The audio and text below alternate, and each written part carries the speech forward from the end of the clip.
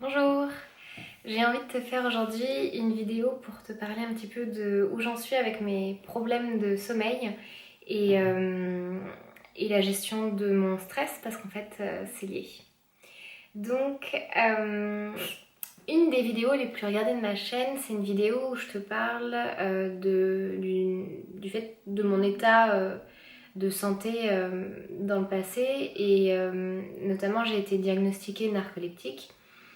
Et j'ai eu en fait toute ma vie des problèmes de sommeil.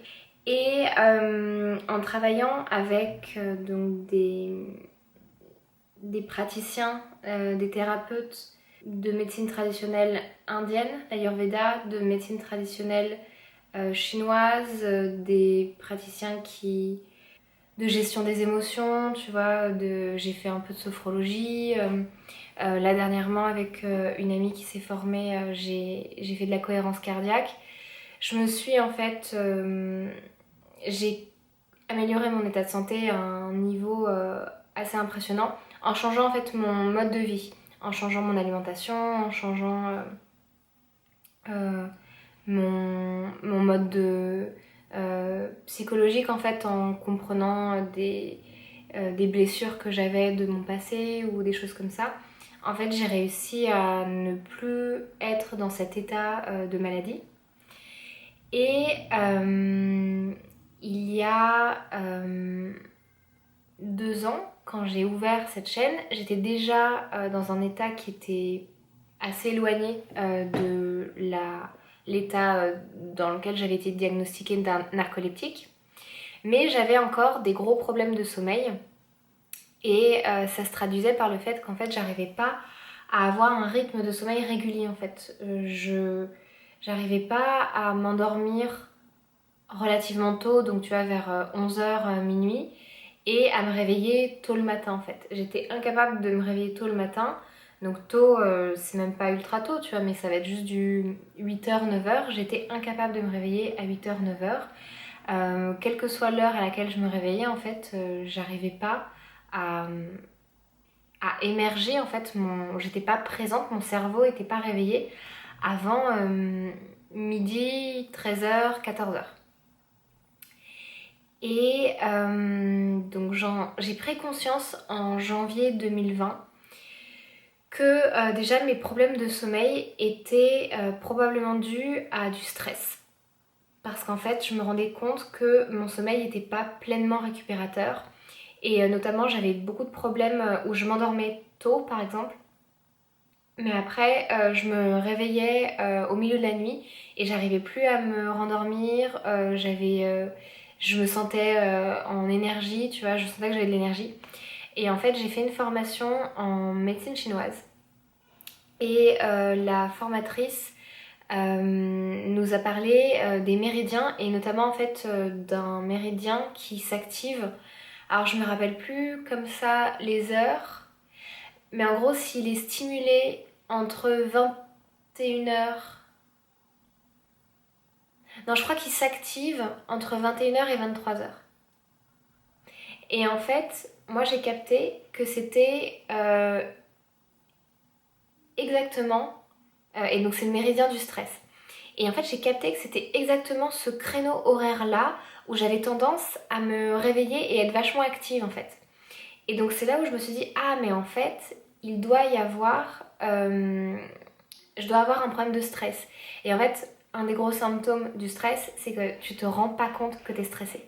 Donc c'est super difficile de s'en rendre compte. Et moi, ça a été un déclencheur où je me suis dit, ok, donc en fait, je pense que mes problèmes d'insomnie et de mauvais sommeil sont liés à mon stress. Et tu vois, là, quand je te le dis en vidéo, en fait, ça me paraît évident. Mais d'en prendre conscience, ça a été vachement difficile. Et à partir du moment où j'en ai pris conscience, en fait, ça a été 1 an à creuser, à expérimenter et à essayer de comprendre en fait quelles étaient les sources de mon stress et à me débloquer en fait à faire un travail de thérapie en fait psychologique, tu vois, avec moi-même, de développement personnel pour comprendre d'où venait mon stress, quelles étaient du coup derrière le stress, il y a des peurs.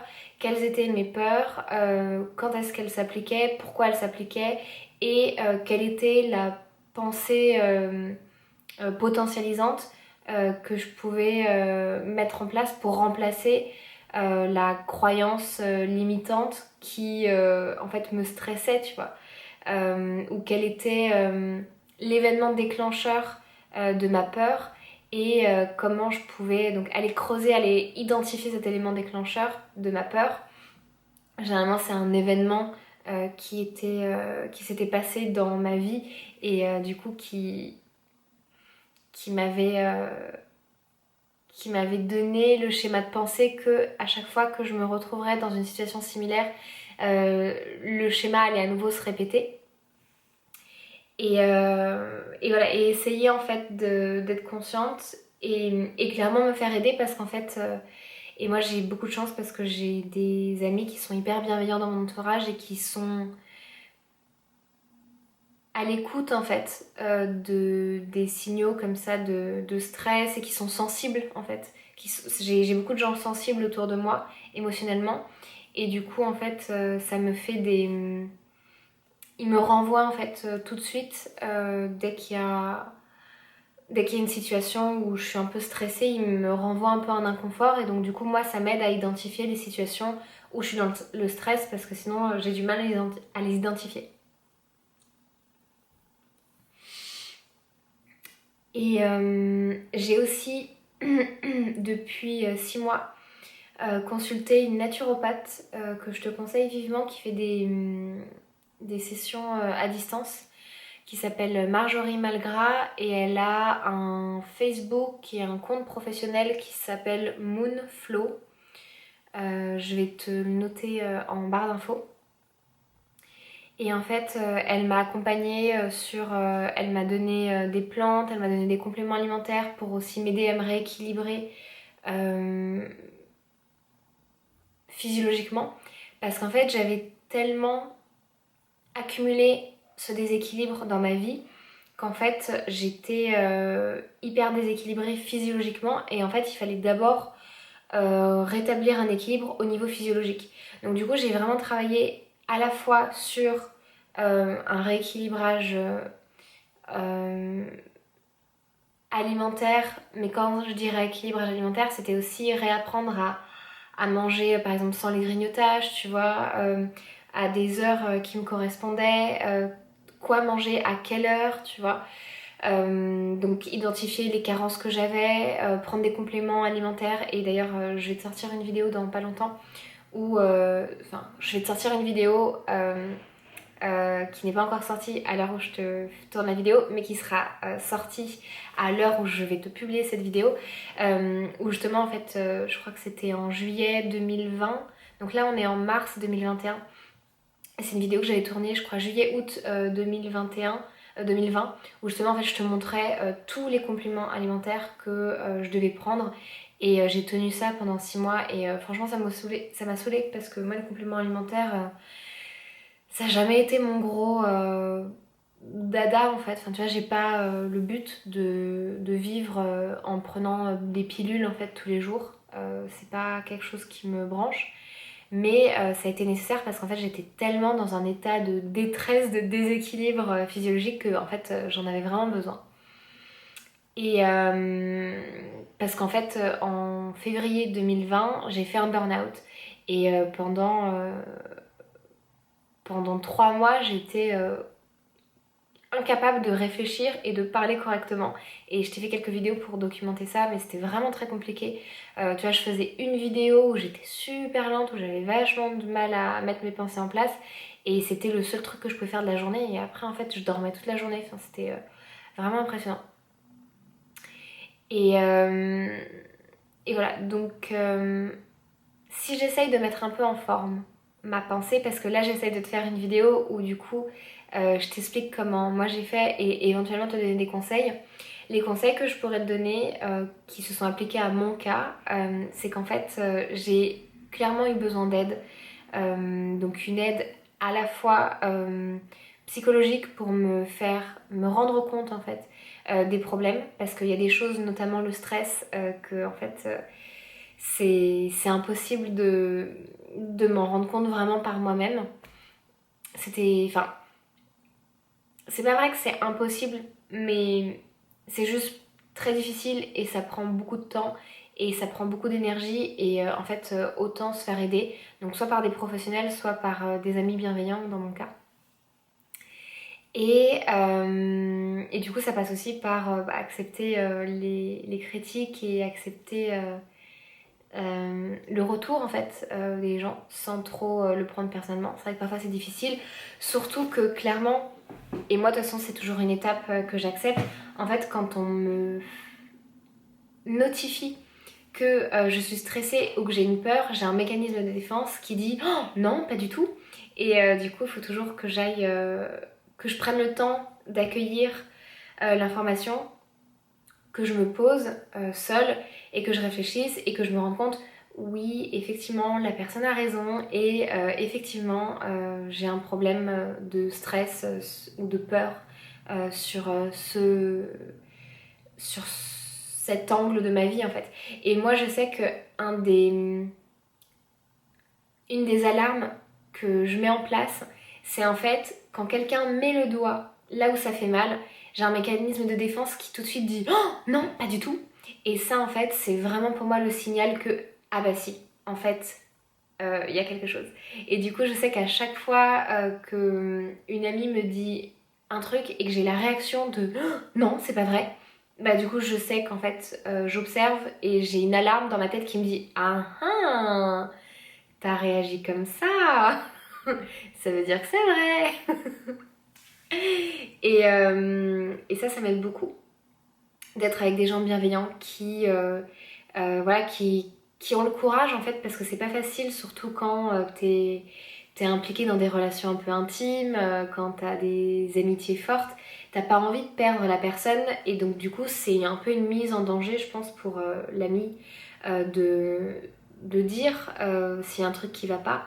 Donc du coup moi je fais vraiment de mon mieux pour dès que j'en ai la ressource, la capacité, donc généralement j'essaye de le faire quelques jours voire quelques semaines après l'événement, de donner un retour en disant écoute voilà j'ai eu un mécanisme de défense qui quand tu m'as dit ça a fait que tout de suite j'ai dit non c'est pas vrai mais en fait t'avais raison, merci ça m'aide énormément, je suis hyper reconnaissante que t'aies eu le courage de me dire ça parce que clairement en fait pour les gens en face c'est pas facile.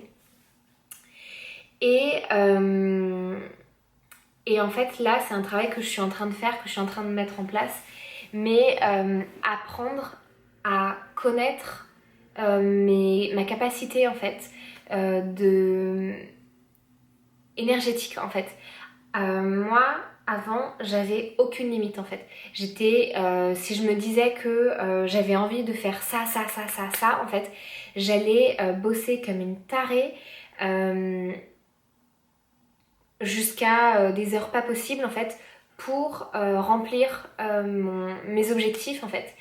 Et maintenant je suis en train d'apprendre à me fixer des objectifs qui sont compatibles en fait avec un niveau d'énergie où je me pousse pas à bout en fait. En fait, arrêtez de me pousser à bout parce que moi je suis une personne qui est trop optimiste et je pense que et j'ai compris ça quand j'ai fait des recherches un peu sur les burn-out où en fait les psychologues disaient que il y a un type de personnalité qui est très sujet au burn-out et en fait c'est les personnes qui sont trop optimistes et je me reconnais complètement là-dedans. En fait c'est vrai que moi je me dis ok rien n'est impossible pour moi, je vais faire ça et c'est une force énorme mais en fait je peux pas le faire tout le temps, tous les jours de la semaine sans me faire des pauses, je peux pas le faire toute l'année sans me faire des pauses et en fait je suis vachement en train de travailler ça avec notamment un programme qui s'appelle Kiffe ton cycle qui est proposé par Gaëlle Baldassari et en fait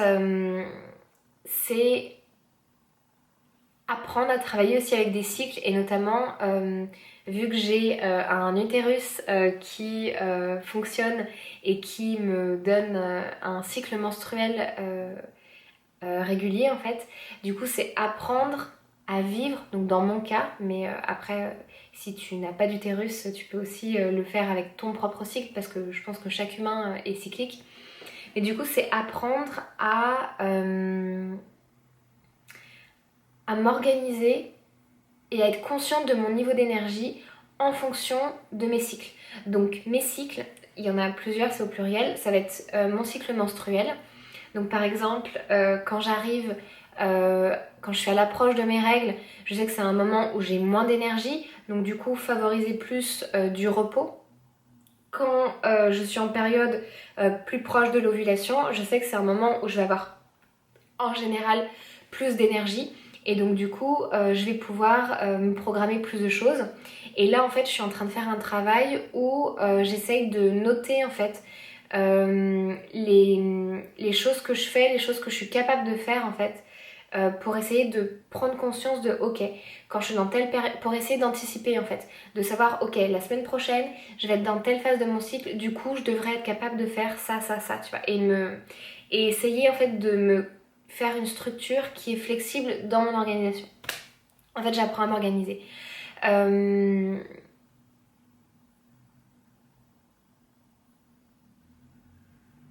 Il y a aussi les cycles des saisons.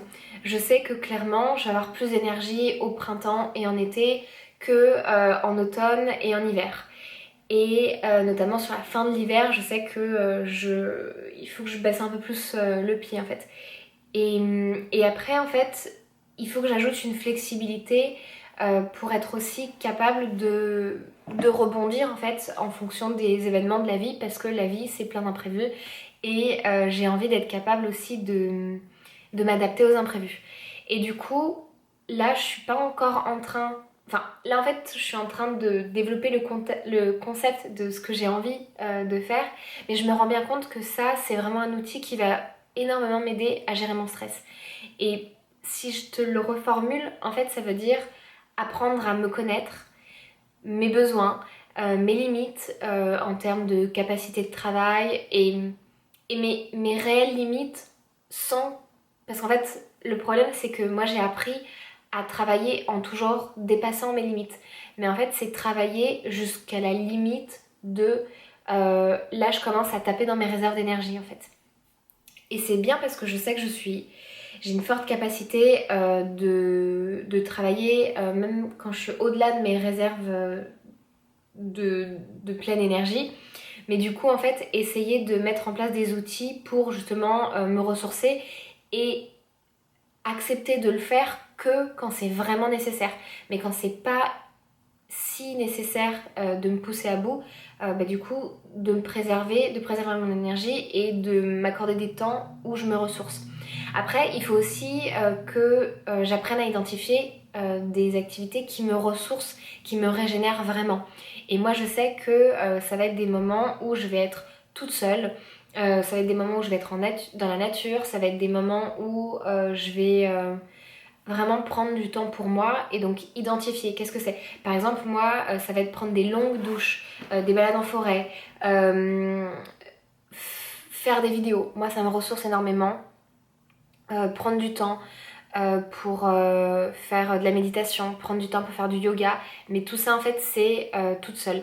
Et donc, du coup, il faut, dans ma structure d'organisation, il faut aussi que je me prenne, ça c'est un tips que j'ai envie, c'est une astuce que j'ai envie d'appliquer, il faut que je me prenne des moments avec moi-même, il faut que je me prenne des rendez-vous avec moi-même pour vraiment en fait tu vois ouais, avoir du temps avec moi-même. Et ça en fait j'ai un peu commencé à le faire le matin notamment parce que même si là ça va mieux et je me réveille et j'ai de l'énergie le matin, en fait c'est stressant pour moi de m'activer dès le matin. Et donc du coup j'ai besoin de prendre du temps pour moi le matin et vu que de toute façon le matin, j'arrivais pas à être très productive. Je me suis dit, ok, du coup, ce qu'on va faire, c'est que le matin, je vais être. Ça va être mon temps pour moi. Et donc maintenant, en fait, tous les matins, quand je le peux, quand j'ai pas de rendez-vous professionnel, et j'essaie de caler mes rendez-vous professionnels après le déjeuner, mais en fait, le matin, c'est du temps que j'utilise pour moi. Et après, je déjeune. Et l'après-midi, c'est un temps où du coup je vais être active et je vais faire des choses. Et je vais avoir tendance à déborder un petit peu sur la soirée si j'ai beaucoup de choses à faire. Essayez aussi de me prendre, je pense, au moins une journée le week-end où vraiment en fait je fais rien, j'ai rien de prévu et je me détends. Et ça c'est mon... c'est mon copain qui m'apprend vraiment à faire ça en fait. C'est vraiment en fait le week-end ne pas travailler. Et j'ai une amie aussi avec qui je collabore sur un des projets associatifs qui, euh, qui, est, qui est bien pour ça en fait. Et c'est vrai que le week-end, elle ne bosse pas. Et, euh, et ça, c'est vraiment un objectif aussi que au moins un jour par semaine, tu vas ne pas bosser. Et, euh, et me donner le droit en fait, sans me culpabiliser, tu vois, de prendre une pause. Et, euh, et je pense que la prochaine étape, ça sera arriver à demander de l'aide. Mais ça y va doucement quoi. J'ai encore beaucoup de mal, je pense, à demander de l'aide. Euh, et je pense que c'est quelque chose qui peut vraiment aider en fait à être plus efficace. Mais je pense que j'ai déjà bien accepté, bien intégré le fait que, euh, mine de rien, les choses avancent plus vite quand on est plusieurs et quand on est... ouais, quand on est plusieurs. Et en fait, ça fonctionne si il y a une bonne fluidité dans la relation, je trouve. Enfin, ça fonctionne encore mieux, de manière encore plus efficace, s'il y a une bonne fluidité dans la relation. Et c'est vrai que moi, j'ai un peu tendance, et c'est ce que je suis en train d'enlever comme croyance, mais j'ai un peu tendance à me dire que bah, je fais les choses de manière plus efficace par moi-même. Et en fait, c'est vrai que je vais être plus rapide à faire quelque chose comme je le veux par moi-même, mais en fin de compte, ça va me prendre beaucoup d'énergie. Et peut-être que si j'avais collaboré avec quelqu'un d'autre, bah en fait, ça aurait réparti la charge, tu vois, sur l'autre personne.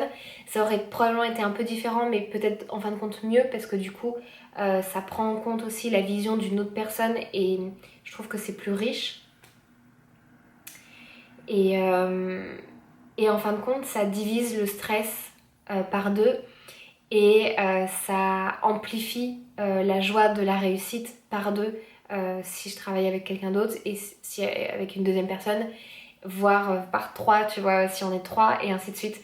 Et en fait, c'est vraiment ce que je suis en train de m'apprendre et d'apprendre. Et je pense que c'est une grosse leçon de la culture danoise en fait. Les Danois sont beaucoup dans la collaboration, dans le travail de groupe. Et moi, c'est quelque chose que je ne sais pas faire parce que c'est pas vraiment dans ma culture de parisienne. Et, euh, et c'est pas facile pour moi de... Parce que dans le principe, bien évidemment, mais dans l'application, c'est compliqué en fin de compte. Mais c'est vraiment quelque chose que j'ai envie d'apprendre. Ouais, voilà. Donc, il y avait beaucoup d'informations dans cette vidéo. Si j'essaie de résumer, Euh, mes problèmes de sommeil ne sont plus des problèmes de sommeil. En fait, j'ai plus de problèmes de sommeil.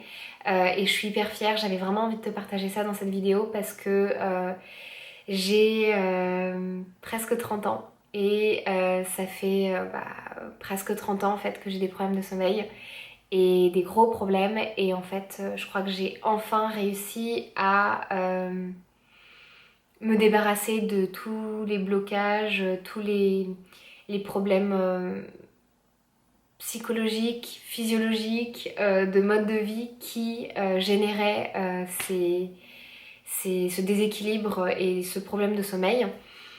J'ai encore du boulot à faire. Je pense que la grosse solution que je suis en train de mettre en place, c'est de vraiment prendre soin de moi et de travailler sur mon stress. Et pour ça, en fait, c'est pour l'instant vraiment apprendre à m'organiser, à me connaître, mes besoins et mes limites et mes capacités, et à apprendre à demander de l'aide, du soutien et à travailler avec d'autres personnes en groupe et donc du coup à déléguer. Euh, Parce que je pense qu'en fait ça rendra le travail que j'effectue plus efficace. parce que plus complet et plus... Et ça décharge en fait du problème. Mais c'est vrai que c'est une charge à apprendre parce que je sais pas le faire. Et je pense que notamment au début, ça demande beaucoup d'efforts pour prendre soin de la relation de groupe, prendre soin de la relation de travail, trouver ma place qui me convient, expérimenter. Et ça prend beaucoup d'énergie. Et pour le moment, et je pense, je commence à récolter un peu les fruits, donc je suis contente. Mais c'est vrai que j'ai commencé ce travail depuis quelques mois et je commençais à perdre un peu de patience parce que j'avais l'impression que c'était beaucoup d'énergie, ça portait pas vraiment ses fruits. Mais là, en fait, je suis en train de me rendre compte que si ça porte ses fruits et je commence à gagner un peu de confiance dans ce système-là, donc ça me fait vraiment plaisir. Je pense que c'est tout pour cette vidéo. Je t'embrasse fort et à bientôt pour de nouvelles vidéos.